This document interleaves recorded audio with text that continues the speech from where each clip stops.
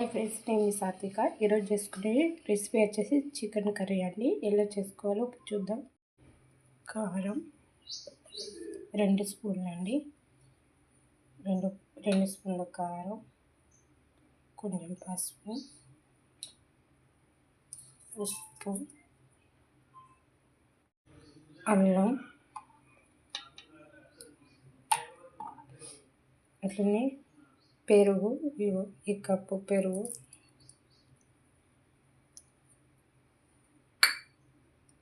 Oil,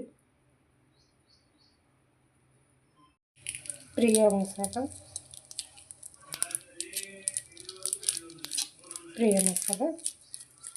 వేసుకొని ఇప్పుడు బాగా కలుపుకోవాలండి. మేమైతే ప్రియా మసాలా వాడతాం, మాకు ప్రియా మసాలా నచ్చుతుంది. ఇది టేస్ట్ బాగుంటుంది ప్రియా మసాలా.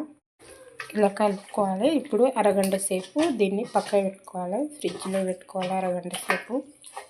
కడాయి పెట్టుకొని నేను 4 స్పూన్ల ఆయిల్ పోసుకున్నానండి. ఇప్పుడు ఆయిల్ వేడెక్కింది. కొంచెం జీలకర్ర, దాల్చిన చెక్క, 2 ఇలాచీలు, బిర్యానీ ఆకు, 2 లవంగాలు, దాల్చిన చెక్క వేసుకున్నాను. ఇప్పుడు 2 ఆనియన్స్ కడిగేసి పెట్టుకున్నానండి. ఇప్పుడు ఆనియన్స్ వేసుకుంటున్నాను. మిర్చి, 1 స్పూన్ అల్లం, పచ్చివాసన వేదాకా వేపుకోవాలి. ఫ్రెండ్స్ ఎలా ఉందో ఇప్పుడు చికెన్ వేసుకొని కలుపుకోవాలి. ఇలా కలుపుకొని కొద్దిసేపు మూత పెట్టి ఉడకనిద్దాం. కొంచెం పుదీనా, ఇంకా కొద్దిసేపు ఉడకనిద్దాం. సరే, టేస్ట్ చూసుకోవాలండి. టేస్ట్ చూసుకుంటే ఏదన్నా తక్కువ ఉంటే వేసుకోవాలి. మాకు ఇప్పుడు ఉప్పు తక్కువ ఉంది, అందుకోసమే నేను ఉప్పు వేసుకుంటాను.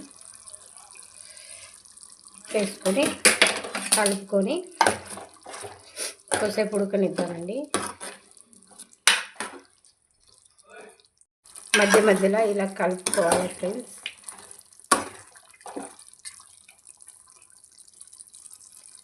ఇప్పుడు మనం ముందే కడిగేసి పెట్టుకుని కొత్తిమీర వేసుకొని కొద్దిసేపు ఉడకనిద్దాం.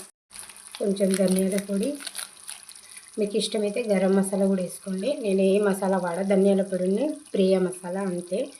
దాంతో మంచిగా ఉండే టేస్ట్ మస్తు ఉంటుంది కర్రీ.